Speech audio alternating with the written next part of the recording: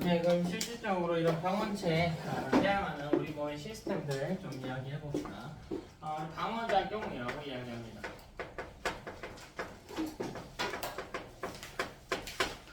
크게 둘로 구분하고요. 자, 첫 번째는 비특이적 방어작용.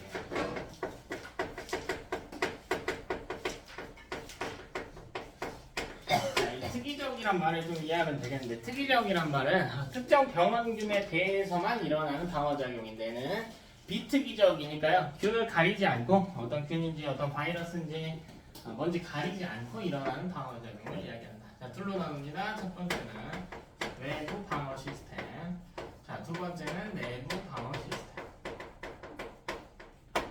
외부 방어에 해당하는 거는 피부, 점막, 벽, 요런 친구들이 있습니다. 뭐 기관지 등등 요런 애들이 있다. 땀, 눈물 요런 것들, 요런 것들이 외부 방어 시스템입니다. 자, 내부 방어 시스템 두 개가 있고요. 첫 번째는 염증 반응, 두 번째는 식균 반응. 자, 그 특이적 방어작용 시스템이 있는데, 자, 이건 다시 둘로 나눠집니다. 다시 둘로 나눠지고, 첫 번째는 세포성 면역.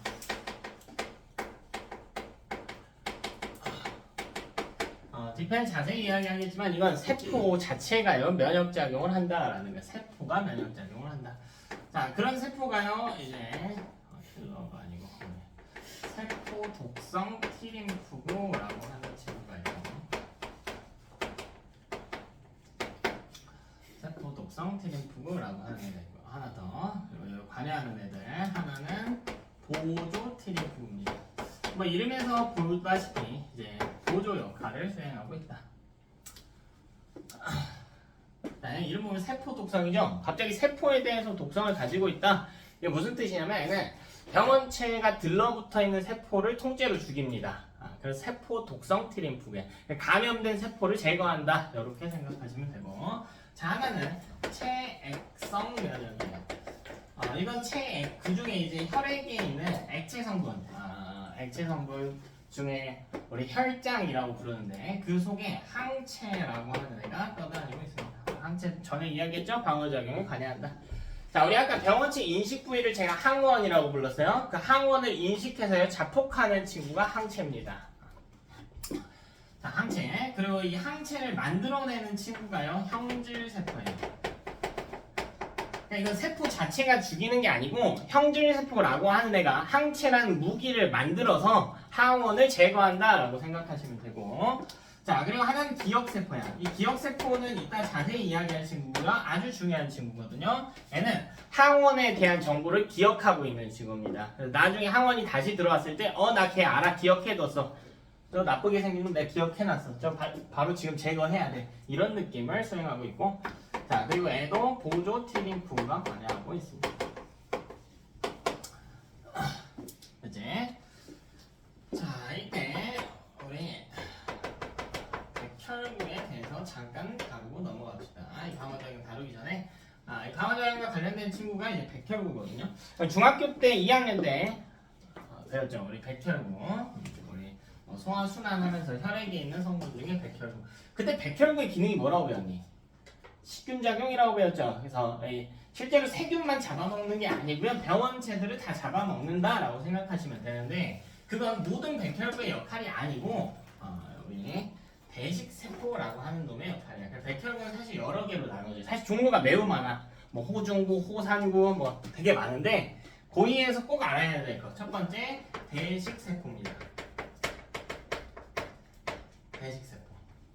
자, 이 대식세포는 식균작용을 수행하는 세포입니다. 식균작용을 수행하고 있습니다. 이 대식세포 내에 라이소자임이라고 하는 효소가 함유되어 있거든요. 그걸 토대로 외부 병원체들을 녹여서 죽이는 역할을 수행하고 있습니다. 자, 두 번째는 비만세포예요. 비만세포. 자, 얘는 뭐 하냐면 히스타민을 분비하는 역할을 수행해요. 이따가 이야기할 건데 이 히스타민은 혈관의 벽을 늘려요. 그러니까 우리 피부를 보면 여기 피부층이 있고요. 이 밑에 혈관이 있을 거란 말이에요. 혈관이 이렇게 생겼거든요. 혈관이 이렇게 있겠지.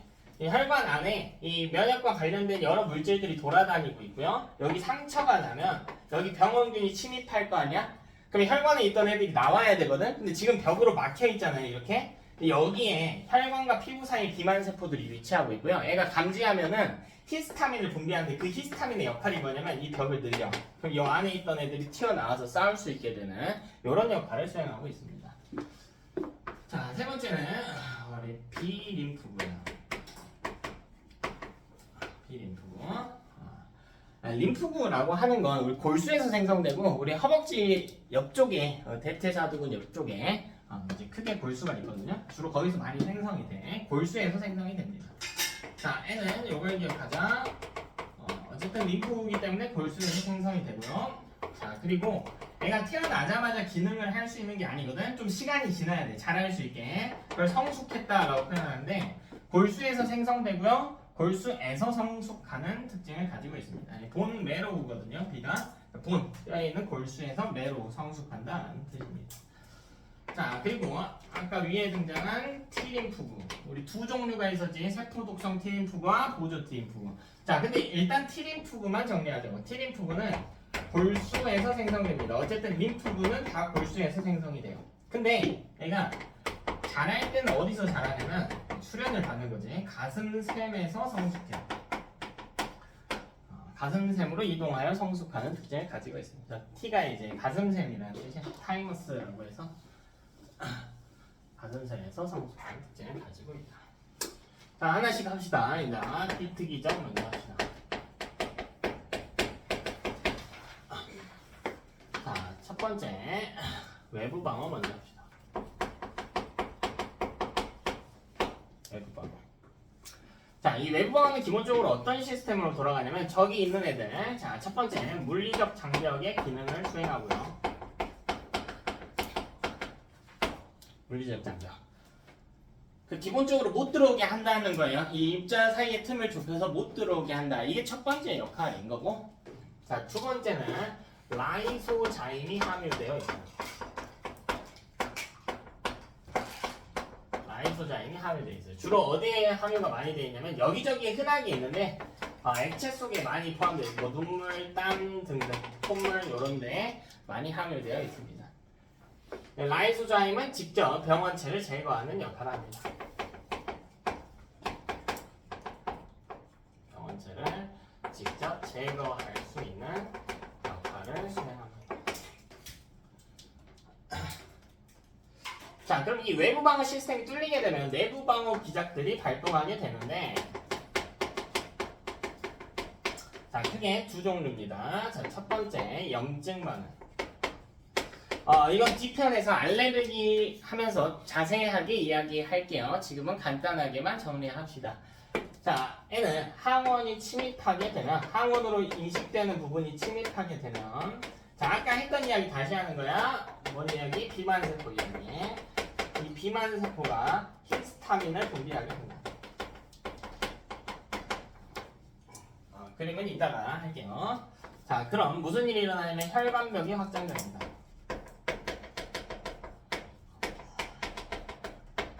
혈관벽이 확장되면서 이 혈액 내에 면역 물질들이 나와가지고 튀어나와서 항원을 제거하는 원리입니다. 그러면은 우리 피부층 여기 있고요. 밑에 혈액이 이렇게 있을 때 여기서 나왔던 애들이랑 여기 들어온 병원체랑 여기서 막 치고받고 싸운 흔적들이 있겠지. 시체들이 막 쌓여 있겠죠. 이제 그런 것들이 고름이 되고 염증이 되는 겁니다. 그래서 우리 아까 이야기했던 대식세포가 특히 많이 나오거든요. 대식세포랑 항원이랑 막 싸워가지고 대식세포 시체도 있고요. 이 죽어있는 항원도 있고. 봐봐. 얘네가 이렇게 막 튀어나와가지고 가만히 있진 않을 거 아니에요. 막 여기 밑에 막 움직일 거 아니에요. 그지? 그러니까 우리가 상처난 부위들 보면 간지럽잖아. 그 이유가 얘네가 이 피부 밑에서 자꾸 움직여야 돼서 그래.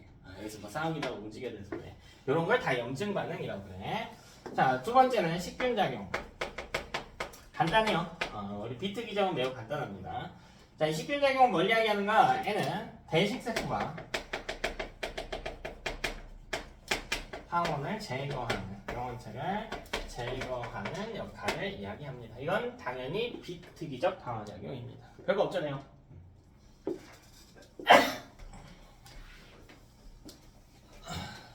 비트 기적은 별거 없어. 이것만 기억해 놓은 거야. 이 대식 세포도요. 라이소자임을 함유하고 있어요. 라이소자임을 함유하고 있습니다.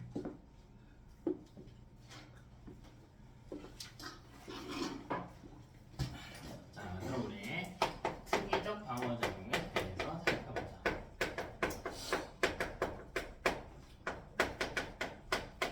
지금까지는 애가 이게 뭐 어떤 바이러스인지, 뭐 코로나 바이러스인지, 혹은 뭐 세균이든지, 뭐 식중독 일으키는 세균이든지, 화상풍 일으키는 세균이든지 상관이 없었다면 지금부터는 특정 대상을 겨냥한 방어작용들이 일어나는 겁니다. 자, 그럼 일단 그 친구를 우리가 인지해야 될 거란 말이에요. 그러니까 상향감을 딱 정해야 돼. 자, 어떻게 정하냐면 이렇게 생긴 병원체가 있다고 해봅시다. 병원체. 얘는 병원체라고 해요. 병원체. 자, 이게 병원체면 여기 인식 부위들이 이렇게 달려있어요. 이 끝에는 뭐 네모난 거, 세모난 거.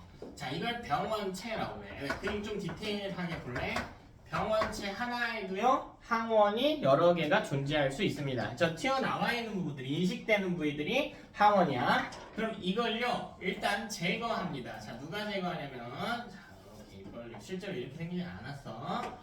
이렇게 생겨 있는 팩맨 알아? 팩맨? 대식 세포입니다.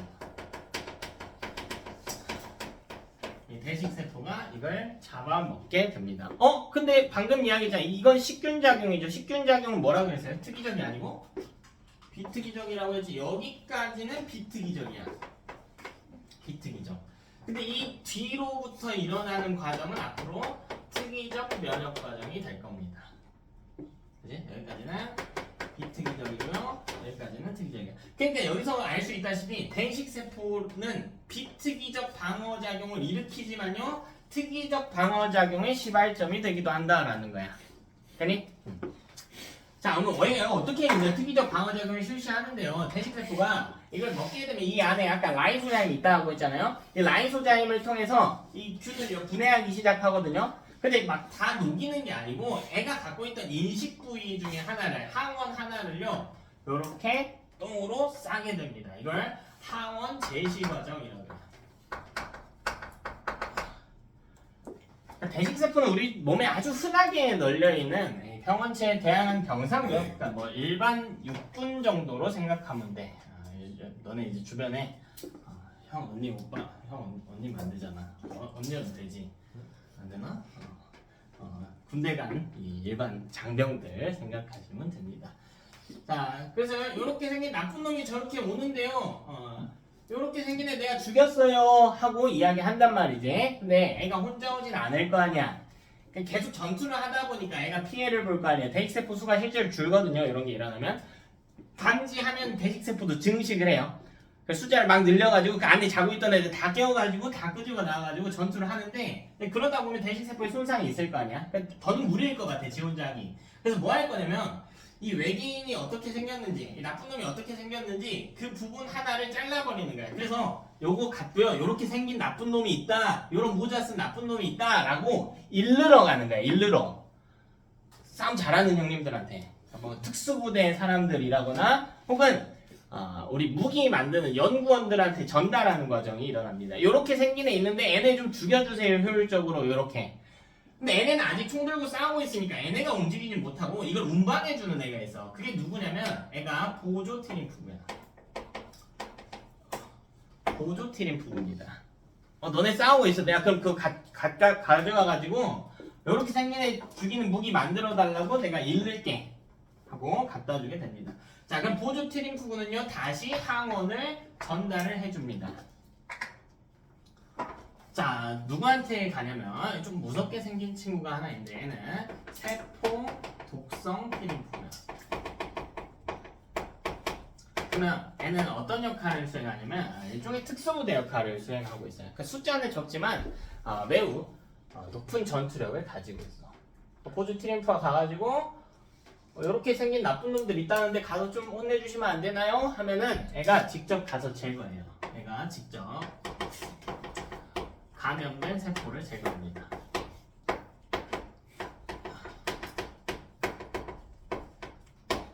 선별적으로 저렇게 생긴 놈들만 타겟으로 한다는 거죠. 이게 장단점이 이게 무조건 좋은 게 아니라 이거랑 다르게 생긴 놈이 들어오면 애는 또 인식을 못 한단 말이지. 이거랑 똑같이 생긴 놈만 가서 선별적으로 공격한다고. 그치? 자, 우리 이런 길을 뭐라고 이야기하냐면 이런 길을 이쪽은 아니네. 요 길을 세포성 면역이라고 부릅니다. 그래서 아까 세포성 면역에 관여하는 게 세포독성 티림프와 보조 티림프가 있다라고 이야기했지? 이걸 세포성 면역이라고 부릅니다. 근데 이 보조 티림프가요, 세포독성 티림프한테만 이르는 게 아니라 또 다른 방향으로 항원 제시를 하게 돼.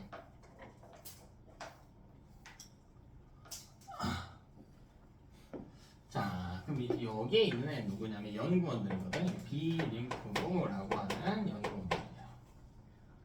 무기를 전문적으로 만드는 이런 백혈구들이야. 근데 얘네 평상시에는 뭐 하고 있냐면 탱자탱자 놀고 있어요. 아무것도 안 해. 밖에 나쁜 놈들이 안 쳐들어왔는데 무기를 왜 만들어? 아무것도 안 하고 있어요. 근데 그게 일부러 그런 게 아니라 무기 미리 만들어 놓으면 좋은 거 아닌가요? 그것들의 유통기한이 굉장히 짧은 편이거든요. 이 항원을 죽이는 무기를 항체라고 하는데 보통 2주 정도면 소멸하기 때문에 미리 만들어 놓으면 안 돼. 그리고 항체라고 하는 것은 만드는데 굉장히 많은 양의 에너지가 소모되거든. 미리 만들어놔서 쓸모가 없으면 안 된다는 거예요. 근데 이제 실제로 왔잖아요.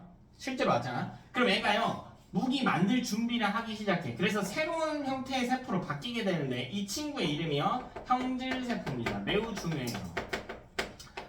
자, 우리 이런 식으로 세포가 다른 형태의 세포로 변환되는 걸 뭐라고 부르죠? 분화라고 부르지. 근데 이런 분화 과정이 일어난다고. 분화 과정이 일어난다고.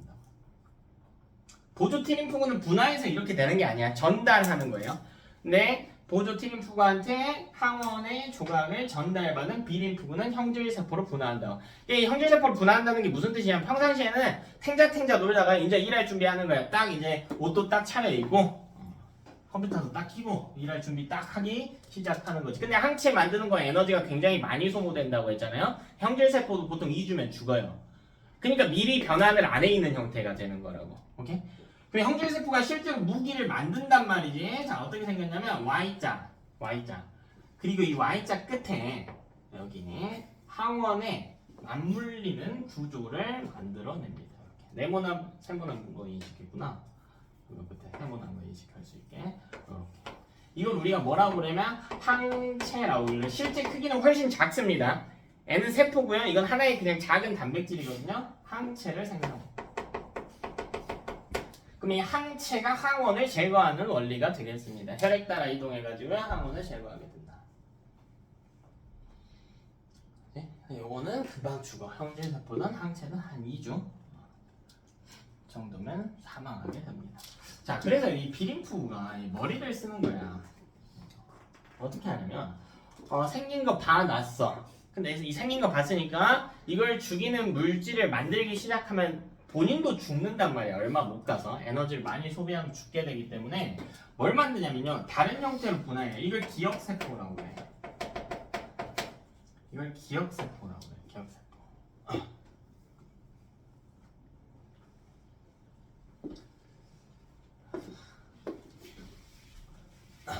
자, 기억세포는 뭐 하는 거냐면 애에 대한 이 정보를 받아가지고요, 항체를 만들지는 않고 정보만 받아서 동면 상태에 들어가 버리는 거야.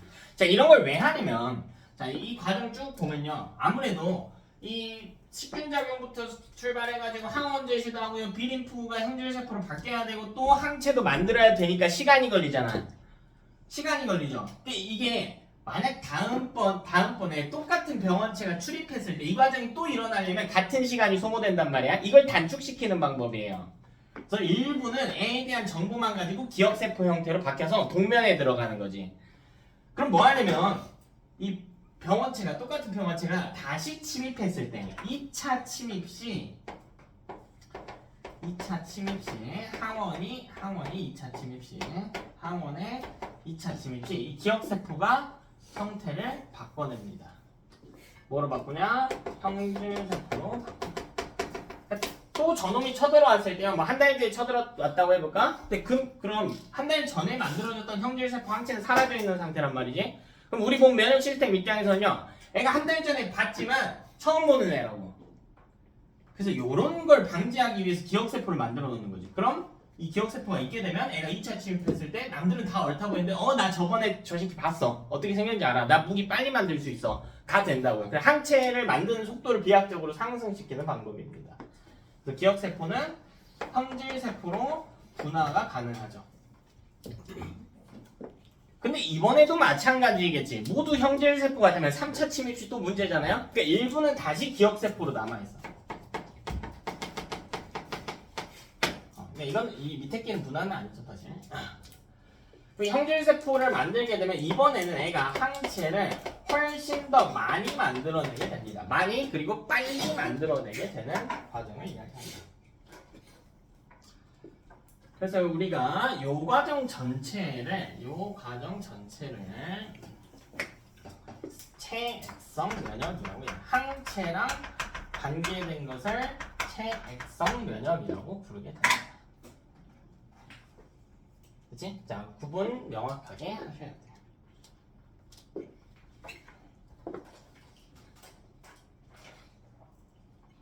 그 다음 체액성 면역 중에서도 여기 한번 볼래요. 여기 형질세포가 항체를 만들어내는 것. 이건 기억세포랑 상관이 없지. 최초 침입과 관련된 이야기야. 얘는 1차 면역 과정이라고 부릅니다. 자, 근데 요 밑에 게 여기 항체를 많이 만들어내는 것. 이건 2차 면역 과정이라고 불러요. 그러니까 차이점은 뭐냐면 일반적인 상황에서 놓고 보자면 동일한 병원체가 첫 번째 침입인지 두 번째 침입인지에 대한 부분이지. 선아야? 잡개고. 자, 근데 요거는 어떻게 구분을 해주셔야 되냐면 기억세포의 유무로 구분을 해주셔야 됩니다. 자, 다른 게 아니라요. 무조건 기억세포의 유무로서 구분을 해줘야 된다. 기억세포가 관여하는가 하지 않는가로 봐요. 그럼 그게 1차 침입, 2차 침입과 같은 표현 아닌가? 달라지는 경우가 있어. 자, 어떻게 달라질 수 있는지 잠깐 보여드리도록 하겠습니다. 이번에 항체 생성 속도에 대한 이야기를 해볼게요. 자, 그럼 항체를 만들기 위해서는 우리 병원체가 필요하겠죠? 그 병원체를 제가 좀 그려볼게요. 자, 얘가 병원체 X라고 해요. 자, 그럼 얘는 인식 부위를 가지고 있단 말이지. 자, 여기 네모난 부분 하나, 세모난 부분 하나 이렇게 가지고 있다라고 해봅시다.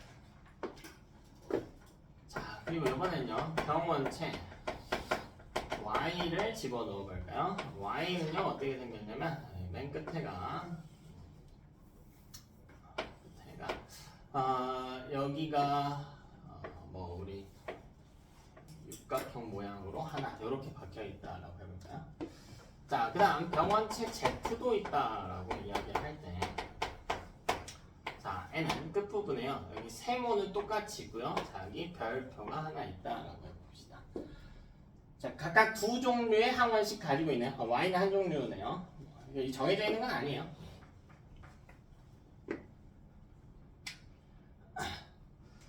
자, 그럼 이때 그래프를 통해서 한번 살펴봅시다. 자, X축은 시간이라고 봅시다. 어쨌든 X 사건이 등장할 것이다. Y값은 그냥 농도값으로 놓을게요. 항체의 농도를 좀 표시해 봅시다. 자, 그럼 사건이 있어야겠지. 자, 가장 먼저 무슨 일을 했었냐면 X가 1차 침입을 했다라고 해봅시다. 그럼 이제 X에 대한 항체를 만들 거예요. 요렇게 만들겠지. 점점 항체를 많이 만들어낼 겁니다. 근데요, 항체는 보통 한 14일 정도, 최대값으로 만드는데 최대 14일 정도, 그리고 또 여기서 2주 정도 지나면 죽거든요. 이렇게 된단 말이지. 여기 대충 한 달 정도입니다. 숫자를 왜 필요 없어? 어떤 항체냐에 따라 또 다르거든요. 근데 이제 X 항체가 거의 사라져 있는 상황이라고 이야기를 해봅시다. 자, 근데 이 시점에 뭐 할 거냐면요. X를 2차 침입시킬 거예요. 이 사람 몸에 X라고 하는 병원균을 넣어봅시다. 그럼 이 사람 몸에 지금 X 항체에 대한 수치는 굉장히 낮은 상태가 되어 있을 건데, 다만 기억세포는 수명이 좀 길단 말이에요. 누구냐에 따라 다른데 최소 6개월 이상 정도라고 생각하시면 돼. 그럼 기억세포는 남아있기 때문에 항체를 비약적으로 많이 만들어내. 이게 X에 대한 항체예요. 즉, 저 네모난 부분과 세모난 부분을 죽이는 물질을 이렇게 만들어낸다는 거예요. 그러니까 얘는 2차 면역이 일어난 상황이죠. X에 대한 앞부분은 1차 면역, 뒷부분은 2차 면역. 자, 근데 이 시점에 뭐 할 거냐면 Y도 침입시킬게. Y를 1차 침입시키고요. Z도 시켜봅시다. Z도 침입시켜볼게요. 그럼 우리 몸 입장에서 Y는 처음으로 봤단 말이죠. 그러니까 Y에 대한 항체의 그래프는요, X의 1차 면역과 거의 동일하게 일어나야 돼. 이게 Y의 항체, Y에 대한 항체. 이렇게 들어간단 말이지. 오케이? 자, 근데 Z는 분명 몸에 처음 들어왔거든요? 근데 X랑 Z는 동일한 항원 인식 부위를 가지고 있단 말이야. 그럼 Z에 대한 정보는 없지만 이 세모에 대한 정보는 있잖아요. 그러니까 우리 몸에서는 이미 요 항원에 대한 기억세포가 남아있는 상황이 되는 거야. 그러니까 1차 침입이기는 하나 똑같이 Z에 대한 항체 생성 속도를 보면 마치 2차 침입과 같은, 즉 2차 면역 그래프가 탄생할 수 있다는 거지. 그러니까 이런 점에서 본다면 꼭 최초 침입에 일어났을 때는 1차 면역만 일어난다라고 할 수는 없는 이야기라고. 한마디 되니? 기억세포가 있는가 없는가로 우리가 구분을 해주셔야겠다. 2차 때도 네. 세포독성 T도 일해요. 세포독성 T도 일하죠. 세포독성 T는 계속 일하지, 계속 일하죠.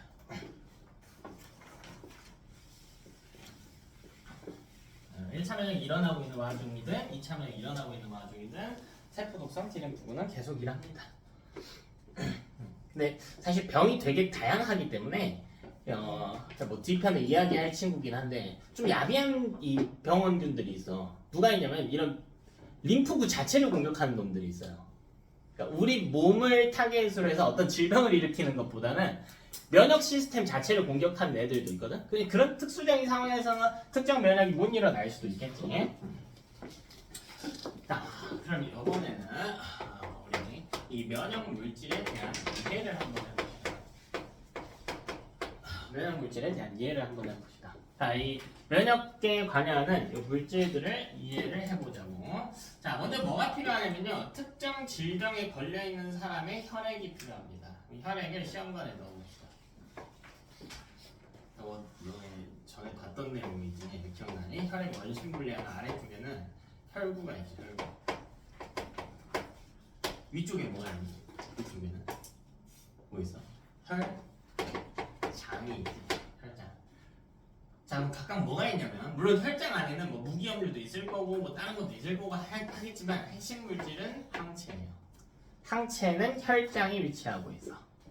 위쪽에 밀도가 낮은 편의 물질이거든요. 아래쪽에는 혈구가 있다면 뭔지 모르겠지만 뭐 적혈구든 백혈구든 좀 밀도가 큰 애들이, 상대적으로 큰 애들이 위치하고 있을 거라고. 다양한 물질이 있겠지만 지금 우리 뭐 이야기하고 있냐면요, 면역 관련 이야기하고 있단 말이야. 그럼 거기에 관여하는 핵심 물질들이 뭔지를 봐야 되겠지. 자, 혈장에 있는 핵심 물질은 뭐냐면 바로 항체예요. 항체가 존재하고 있습니다. 중요합니다. 혈장에는 항체가 존재해요. 그러니까 이런 거야.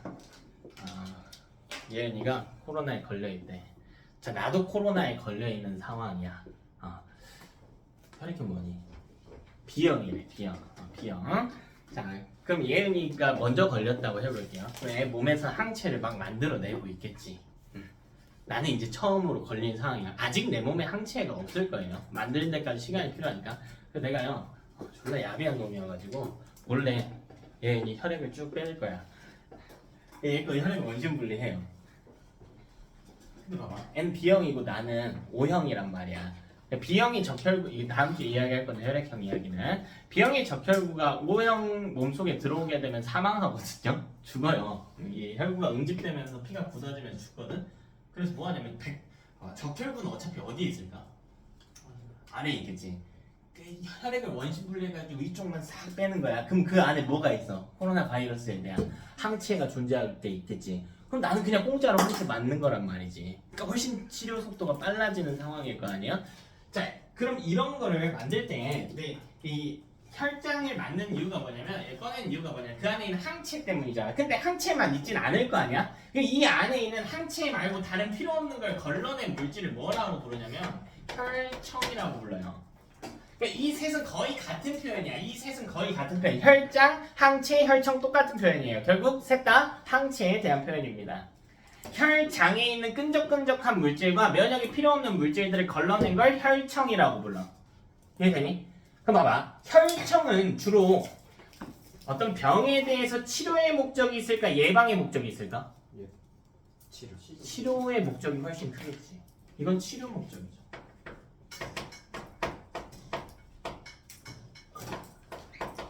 치료의 목적이겠지. 그렇다고 무조건 치료만이냐라고 하면 좀 아니야.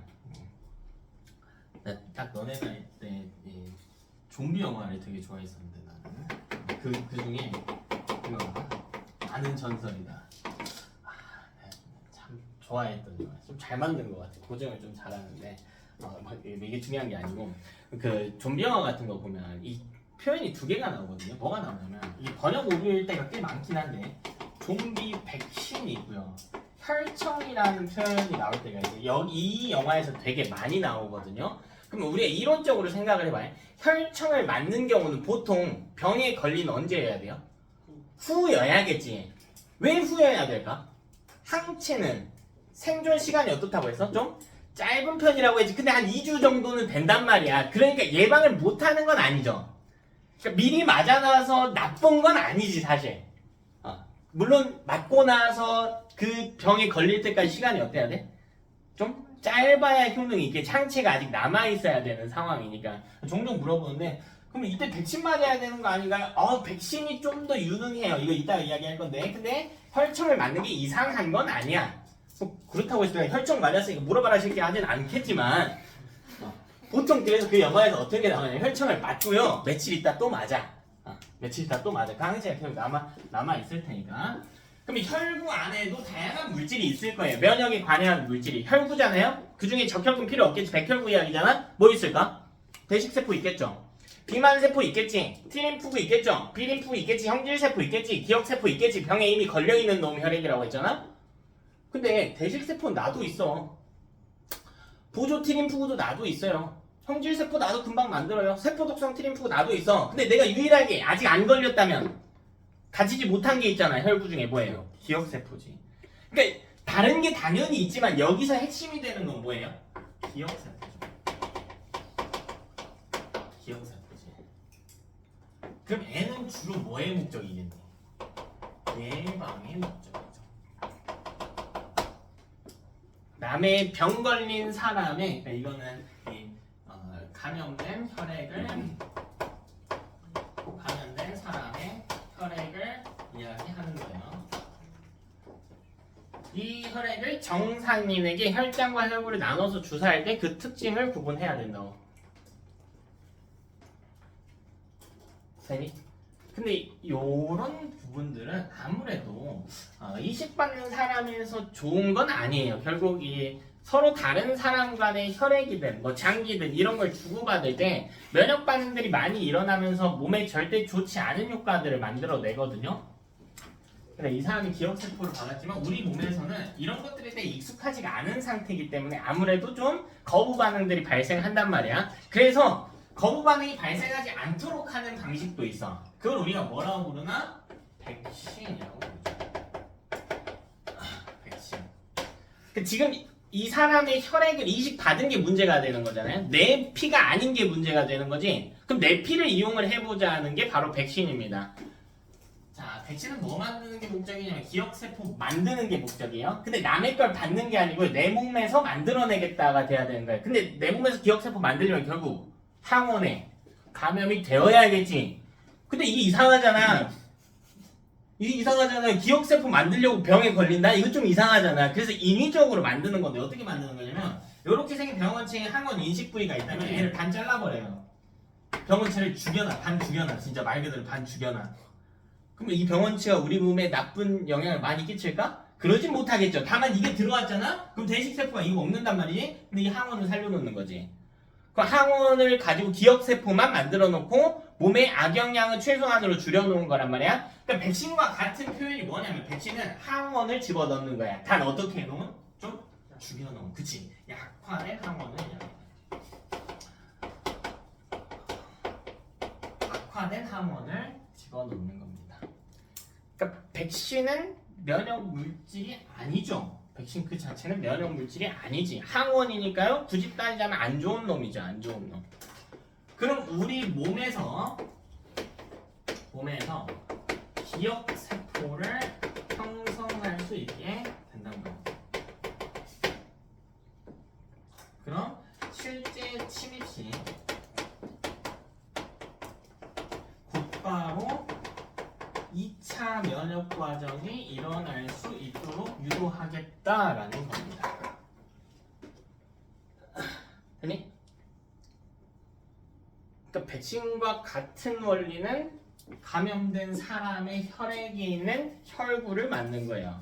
이것도 마찬가지죠. 똑같이 결국 이미 코로나 걸렸던 이 친구의 혈구를 내가 기억세포를 이식받으면 실제 코로나균이 들어오더라도 최초 침입이더라도 2차 면역이 바로 일어날 수 있게 해주는 시퀀스고 얘도 똑같죠. 다만 차이점이 무엇이냐? 거부 반응을 일으킬 것이냐 말 것이냐의 차이죠. 장단점이 있지. 장단점이 있어. 얘는 단점이 있어요. 백신은 명확한 단점이 있어. 결국 약화했다고 해도 뭘 맞아요? 항원을 맞는 거예요. 못 믿겠어. 이게 약화했다고 했는데 나한테 좀비 바이러스 넣었는데 못 믿겠어. 이게 백신의 문제. 그래서 우리 이번에 코로나 백신도 이제 문제가 종종 제기됐던 게 항원이 너무 강하지 않았냐라는 거죠. 그래서 우리 백신 맞고 아팠잖아요. 그 이유가 다 여기에 있었던 거고. 애는 항원을 넣는 거는 아니니까 당장 아프거나 하진 않겠지만 거부 반응에 의해서 또 다른 어떤 문제점들이 발생할 수 있다라는 걸 이야기하고요. 되냐? 되니? 다 돼요? 다 돼? 자, 여기도 꽤 어렵습니다. 내용 잘 기억해야 돼. 명확하게. 자, 그럼 기본 개념 마무리합시다. 우리 면역 질환들 이야기 좀. 자, 첫 번째 간단한 것부터 하자. 자가 면역 질환.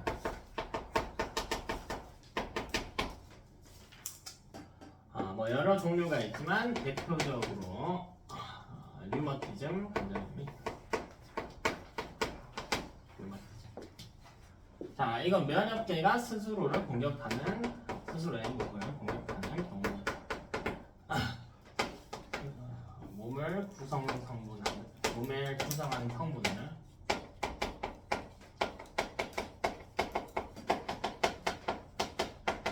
공격하는 걸 자가 면역 질환이라고 했습니다.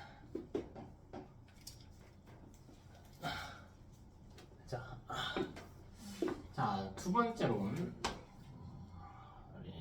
알레르기.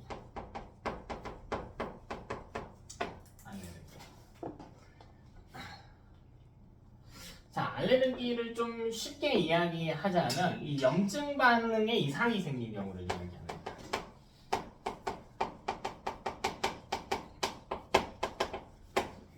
염증 반응이 좀 이상해지는 경우입니다. 이게 원인은 아닌데요. 이게 결과값으로 나타나요. 자, 이게 무슨 말이냐면 특정 항원들이 있어요. 일부 항원들. 근데 이 항원들은 주로 누구냐면 꽃가루 같은 애들. 혹은 일부 음식들. 얘네는 우리 몸에서 나쁜 역할을 수행하진 않는단 말이에요. 실질적으로 인체에 해를 끼치진 않아요. 그래서 대부분의 사람들은 이걸 항원으로 인식하지 않아. 선아야, 그만 부르고 싶어. 깨려고 노력 좀 해. 일어나겠어. 자, 이 일부 항원이 침입하게 되면 얘는 좀 독특한 특징을 갖게 되는데, 일단 기본적으로는 예, 아까 이야기한 비만 세포가 혈관벽을 확장하게 됩니다.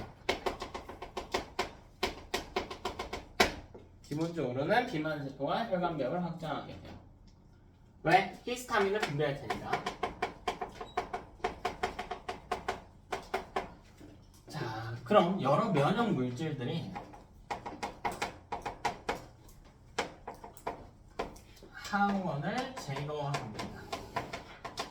여기까지는 아주 다분히 정상적인 염증 반응이란 말이지.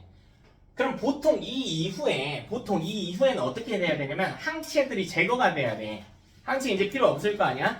남아있는 항체들을 다 제거시켜야 되는데 그 항체가 제거되지 않아요.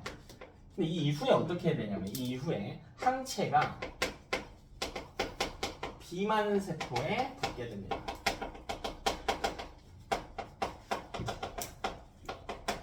비만 세포에 결합하게 돼요. 정확히는 이 항원에 좀 문제가 있는 건데 이런 종류의 항원들은 비만 세포에 들러붙어 있어버려. 그러니까 비만 세포가 뭐 사이렌 울리는 그러니까 최초 발견 병사의 역할을 수행한다라고 한다면 좀 야비해요. 얘네가 비만 세포에 붙어버려. 끈적끈적하게 탁 붙어 있는 거야. 이 나쁜 놈들이 이 사이렌 못 울리게 이렇게 잡고 있는 거예요. 그럼 걔가 어쩌지 히스타민 분비하면 오거든요. 근데 항체 입장에서 이제 얼타게 돼요. 아씨 저거 항원 죽여야 되는데 비만 세포한테 붙어 있네. 근데 적군을 죽여야 되는데 걔가 아군하고 이렇게 붙어 있다고. 어쩔 수밖에 없어. 둘 다 죽일 수밖에 없게 되는 거잖아. 자, 이런 원리가 형성이 되거든요. 그러면 이때 비만 세포 입장에서는 어이가 없죠. 아씨 난 아군인데. 항체가 여기에 붙어있는 항원을 죽이면서 비만 세포도 계속 자극을 할 거 아니야. 그럼 비만 세포가 계속 소리 지르겠지. 아 씨발 나 죽네 나 죽이네 이러고 있잖아. 소리 지르는 게 아니죠. 실제로 자극받으면 뭘 분비한대요? 그러니까 히스타민을 미친 듯이 분비해버려. 그러니까 A 입장에서는 어떤 미친 또라이가 졸라 센 병원균이 들어왔다라고 생각할 테니까 자기를 막 이렇게 심하게 공격할 정도에. 그럼 이때 무슨 일이 일어나냐면 혈관벽이 과도하게 확장돼. 혈관벽이 과도하게 확장됩니다. 그럼 우리 피부가 이렇게 있을 때 여기 혈관벽이 이렇게 있었다면 원래는 조금만 늘려야 되는데 여기를 어마어마하게 늘려버린 거야. 이렇게 돼버린 거지. 히스타민이 많이 나오니까. 그럼 이 혈액 속에 있던 물질들이 과다하게 이쪽으로 튀어나오게 되겠죠. 그럼 이 밑에 막 겁나 막 움직일 거란 말이야. 너무 간지러워요. 그러면서 이제 알러지 반응들이 나타나게 되는 겁니다. 아니? 근데 이걸 이해를 해봅시다. 우리 새 봄이 왔다고 해봅시다. 겨울이 지나고 봄이 왔어. 자, 내가 꽃가루 알러지가 있다라고 해볼게. 꽃가루 알러지가 있어. 밖에 돌아다녀. 무슨 증상이 있다. 봄이 왔어. 첫날에 돌아다녀. 그럼 내 몸에 알러지 반응, 꽃가루 알레르기를 실제로 갖고 있다고? 알러지 반응 일어나 안 일어나? 안 일어나. 안 일어나. 왜 안 일어나는지 내가 뭐라고 했냐면 첫날이라고 했거든요. 봄이 온 첫날이라고 했어. 꽃가루가 발생한 지 첫날. 요때는 알러지 반응이 잘 안 일어나. 왜 안 일어날까? 지금 얘 문제가 뭐예요 결국? 항체죠. 항체가 많이 만들어져야 될 거 아니야. 근데 최초로 침입한 날 자체에는 항체가 만들어지는 데까지 뭐가 필요하니까? 시간이 걸리니까 거의 안 일어나지. 그래서 이 알레르기라고 하는 놈은 주로 언제 발생하냐면 2차 침입 시 발생하는 특징이 있어요. 2차 침입 시 증상이 발현되는 특징이 있어요. 기억세포 없어요. 기억세포, 그러니까 최초로 침입한 상황이라고 했잖아. 작년에 만난 거? 그러니까 꽃가루 종류에 따라 다른데 기억세포가 6개월이라고 친다면은 첫 해 보면은 또 안 걸리겠죠. 아기 때도 그럴 거고. 2차 침입시. 옛날 여자친구가 그랬어. 이게 꽃가루 알러지가 심했는데 3년 만났나? 매년 봄만 되면 애가 신나. 꽃을 좋아해가지고. 꽃가루 알러지 마스크 써라 라고 하면은 안 써. 꾸역꾸역 안 쓰고. 나 괜찮은 것 같아. 알러지 사라졌나 봐 이거. 알러지가 지금 어떻게 사라져 갑자기? 아니야. 너, 아니야. 서야 돼. 너한 일주일 뒤에는 아프다고 막 했었는데 잘 지내나? 세 번째 에이즈 이야기.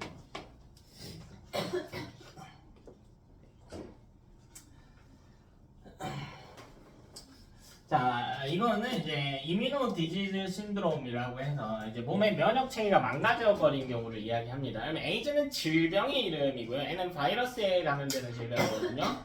에이즈를 일으키는 바이러스가 뭐냐면 HIV에 의해 감염이 되는 바이러스예요. 병이에요. 바이러스 이름은 HIV야. Human Immunodeficiency Virus라고 해서 인간의 면역계를 파괴하는 바이러스입니다. 그럼 이 HIV가 우리 몸에 들어와서 뭘 하냐? 포커스가 여기에 있어요. 우리 몸에 들어와서 몸에 어떤 뭐 구토, 감기 이런 걸 유발한다기보다는 얘는 아까 이야기한 것처럼 면역 시스템을 공격하는 좀 야비한 특성을 가지고 있어. 얘는 뭐 하냐면요. 보조트림프구를 공격해요. 이게 더 야비한 거야. 이게 더 야비한 거예요. 왜 야비한 거라고 이야기를 하냐면 그러니까 만약 이 수많은 림프구 중에 만약 이 타겟을요 킬러 독성, 세포 독성, 영어로 킬러 T셀이라고 그래요. 세포 독성 트림프구를 공격했다고 해볼까? 그럼 못 일어나죠. 뭐가요? 세포성 면역이 못 일어나지. 만약 B림프구를 공격했다고 하면 체액성 면역이 못 일어나는 상황일 거란 말이에요. 근데 보조 T림프구를 공격했다고. 우리 아까 면역과정 보면 대식 세포에서 출발해가지고 보조 T림프한테 가서 보조 T림프가 체액성 면역과 세포성 면역 모두 관여했단 말이에요. 즉 특이적 면역 자체를 못 일어나게 하는 거예요. 됐니? 그러면 봐봐요. 그래프 하나 그려놓으면 끝나요. 자, 시간을 일단은 각 물질의 농도값을 체크를 해봅시다. 자, 이때 감염이 됐다고 해봅시다. HIV 바이러스에 감염이 됐다고 해요. 이것도 해석하는 건 똑같겠죠. 순서대로 하면 되겠지. HIV에 감염이 되게 되면 가장 먼저 일어나야 될 일은 HIV가 숭 들어와야지. HIV 이렇게 그려지겠죠. 근데요, 줄어요. 들어왔으면 줄어요. 왜 줄어들까? 그치, 대식작용이 일어날 테니까, 식균작용이 일어날 테니까, 그죠? 그리고 애가 보조 트림프구를 제거한다고는 했지만 제거하는데 시간이 걸릴 거 아니야? 그러니까 일부 2차 면역이 시간이 충분했다면 조금씩은 일어났을 거고 이런 요인에 의해서 죽어. 그럼 이 기간 동안 대식세포도 피해를 많이 봤을 거거든요. 그럼 이제 완벽히 특이적 면역적으로 토스를 해줘야 되는 상황이란 말이야. 이제 뒤를 너희한테 맡길 기회가 됐어야 되는데 이미 보조 트림프가 다 쓸려있는 상황인 거지. 그러니까 이 뒤로는 못 일어나잖아요. 대식세포는 이제 힘이 딸리고 그러면 이 뒤로 HIV가 다시 늘어난다는 거예요. HIV 수치가 쭉 늘어난다는 거죠. 이때 나머지도 한번 봅시다. 보조 트림프구 공격한다고 했으니까 보조 트림프구의 수치도 한번 따져봅시다. 보조 트림프구 처음에 있었겠죠. 얘는 원래 있어요. 원래 있었는데 들어오면서 공격받으니까 숫자가 어떻게 돼? 줄어들어. 근데 이 면역 물질들은 기본적으로 병원체를 감지하면 기본적으로 증식하거든요. 숫자를 늘려요. 보조 트림프구든 뭐 세포독성 트림프구든 대식세포든 다 증식해. 분열해. 숫자가 늘어나 살짝. 근데 그 속도보다 HIV에 공격받는 속도가 훨씬 빨라요. 이게 보조 트림프구의 중간에 느는 것 정도 무시해도 돼. 실제로 저렇게 움직여서 그렇지. 보조 트림프구의 수치는 이렇게. 그럼 항체도 이야기해볼까요? 항체 수치도 한번 볼까? 항체 수치는요 늘지. HIV 들어왔잖아. 원래라면 이게 제거될 때까지 계속 유지했어야 되거든. 근데 그걸 못하고 줄어들고. 이게 HIV 항체 농도값이다.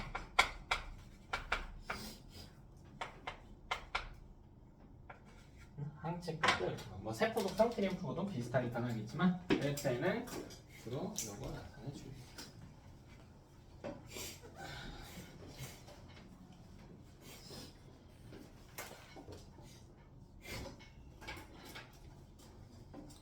됐죠?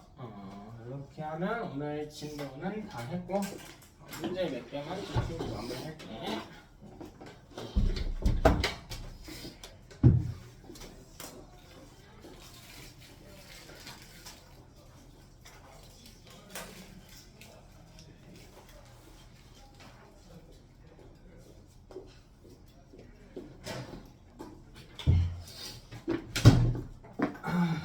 교재 중에 시간관 계산 조금 어려운 문제 위주로 풀게요. 이번 주 과제는 저기까지 하면 돼. 166쪽까지 하시면 돼요. 앞부분 항상성 저번 주에 51번까지 했지? 하고 좀 많아 이번 주 거. 열심히 하셔야 돼. 저쪽이요. 166쪽까지.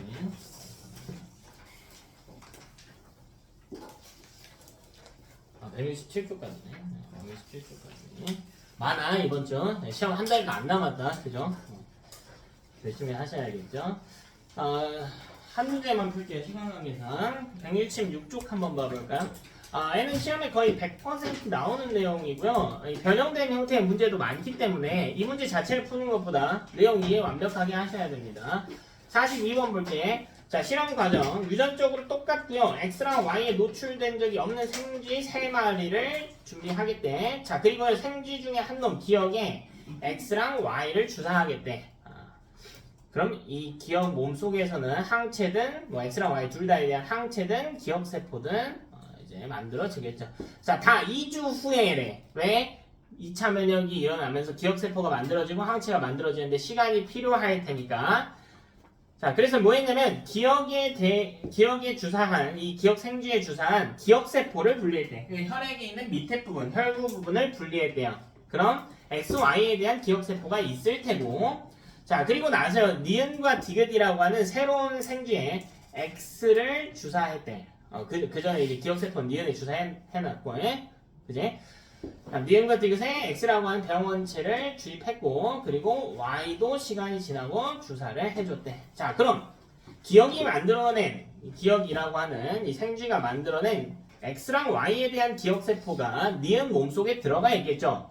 그럼 니은은 X랑 Y라고 하는 이 병원체를 처음 봤지만 그에 대한 기억세포가 있으니까 곧바로 뭐가 일어납니까? 니은 몸속에서는? 니은 몸속에서 뭐가 일어나요? 2차 면역이 일어나겠지. 근데 이 X랑 Y를 동시에 넣은 게 아니야, 얘들아. 좀 잘못 읽었는데 X랑 Y 중 하나만 넣은 거예요. 하나만. 기억세포를 하나만 만들어서. 그럼 자, 그리고 나서 실험 결과값을 보겠대. 디귿에는 병원균만 넣은 거니까 기억세포 안 넣고 1차 면역이 일어났겠지. 생긴 니은 볼까요? 자, X를 주사하는 순간 항체 X의 생성 속도를 보고요. Y를 주사했을 때 Y에 대한 항체 생성 속도를 봤더니 X를 주사했을 때 생성 속도가 훨씬 빠르죠. 즉 생쥐 니은은 X에 대해서는 2차 면역이 일어났으므로 X에 대한 기억세포를 이식받았다라고 해석이 가능할 거고, 그걸 생쥐 기억에서 추출한 거기 때문에 결국 기억에도 X라고 하는 병원균 주사를 했다라는 걸 알 수가 있겠지. 됐나? 생쥐 디귿 같은 경우에는 어떤 기억세포도 받지 못했기 때문에 X를 주사했든 Y를 주사했든 1차 면역만 일어나겠다라고 이야기가 가능하겠네. 자, 나의 기억에 주사한 거는 Y가 아니고 X죠. 자, 니은 구간 1에서 X에 대한 형질세포가 기억세포로 분화한대. 잘 생각해봐. 야, 비림투구의 분화 과정을 볼래? 비림투구는 기억세포로 분화 가능하죠. 형질세포로도 분화가 가능하지. 기억세포는 형질세포로 분화하는 게 가능할까? 네, 가능하죠. 2차 면역 때. 기억세포들이 형질세포로 바뀐다고 했잖아. 근데 형질세포가 기억세포가 되는 건 절대 안 되지. 이건 안 되지. 네? 네, 형질세포가 기억세포가 될 수는 없어요. 자, 지금 구간 2에서 Y에 대한 체액성 면역이 일어났다. 이거랑 같은 표현이 뭐니? Y에 대한 뭐가? 항체가 만들어졌다. 뭐 형질세포가 있다. 항체가 만들어졌다. 근데 항체로 해석을 해야겠죠? 왜? 그래프에 항체 농도값이 나와 있으니까. 되냐? 이렇게 풀어주시면 되겠습니다. 과제검사하고 오늘 클리닉하고, 오늘 클리닉은 항상성 면역이고, 저기 오늘 배운 것까지 몇 문제 넣어놨어요. ADH 관련 조절까지. 오늘 것도 간단하게 복습하고 테스트 하시면 됩니다.